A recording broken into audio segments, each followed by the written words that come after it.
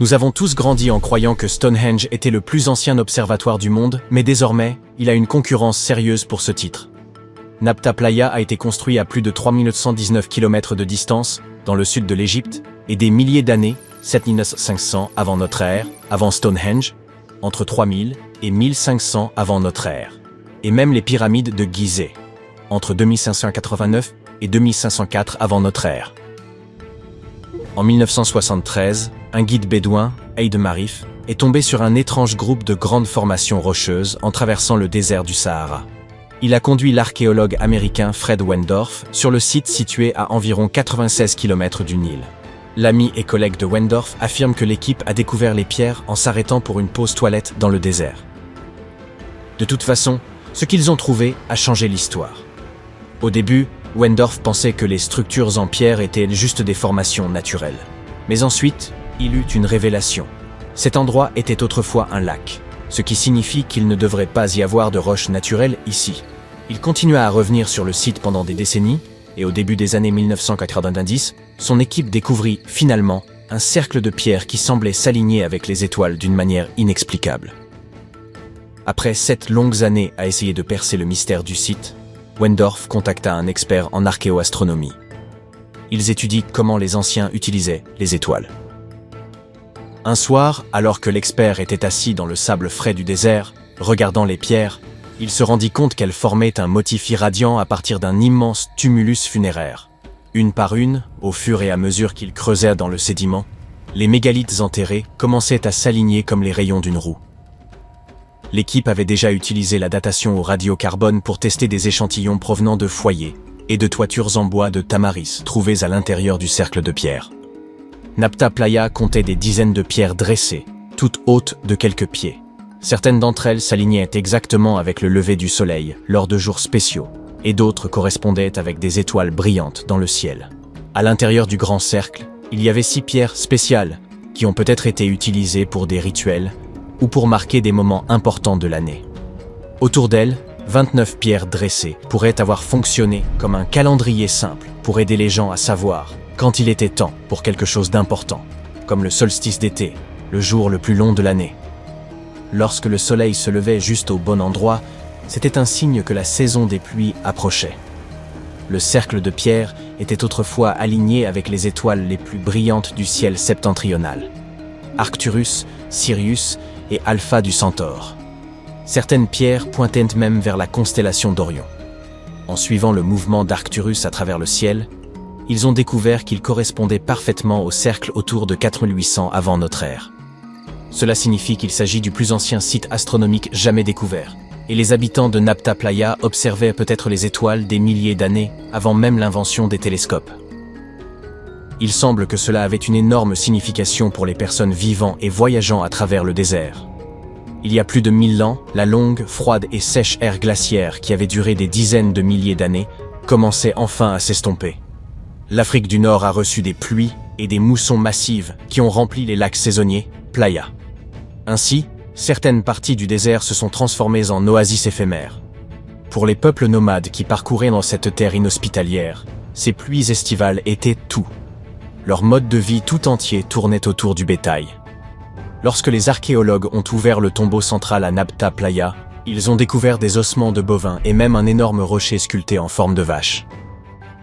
Les personnes qui l'ont construit ont utilisé les étoiles pour se guider et trouver des points d'eau cachés comme Nabta Playa, qui contenaient probablement de l'eau pendant environ 4 mois par an, à partir des moussons d'été. Mais il n'y avait pas d'étoiles polaires à l'époque. Ils se sont donc plutôt orientés en utilisant les étoiles brillantes et la façon dont le ciel semblait tourner en cercle au-dessus d'eux. Lorsque les lacs étaient au plein, les pierres debout étaient en partie submergées. Et depuis la rive ouest, vous pouviez voir le reflet des étoiles sur l'eau sombre. Nabta Playa est bien moins célèbre que Stonehenge, peut-être parce que ces pierres étaient enterrées, alors que le célèbre site en Angleterre était accessible aux visiteurs depuis des milliers d'années. Malheureusement, lorsque Nabta Playa est devenu célèbre, certains touristes ont endommagé des parties en déplaçant des pierres, ce qui a perturbé les alignements stellaires anciens. Pour le protéger, les autorités ont déplacé l'ensemble vers un musée, où les gens peuvent voir les pierres et la statue de vache sculptée sans les endommager. L'observatoire égyptien n'est pas la seule construction semblable à Stonehenge. Il existe des versions qui ont été utilisées à des fins différentes. De l'Allemagne, anneau de Pömelt, et la France, alignement de Karnak, aux États-Unis, Stonehenge d'Amérique dans le New Hampshire et aux Andes dans le nord du Pérou. Ce dernier est en fait l'une des plus anciennes grandes structures jamais construites dans cette région. La place circulaire est constituée de 2 immenses murs de pierre disposés en anneaux. Elle était probablement utilisée pour des cérémonies et des rassemblements.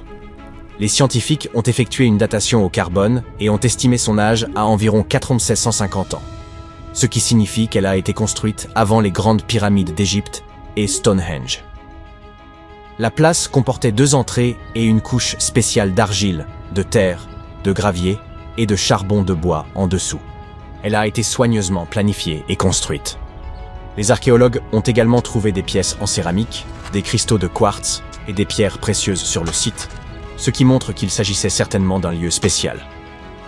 Des gens l'ont visité pendant des siècles, mais à un moment donné, vers 500-200 avant Jésus-Christ, il a été fermé, probablement en raison de l'évolution des croyances et des traditions.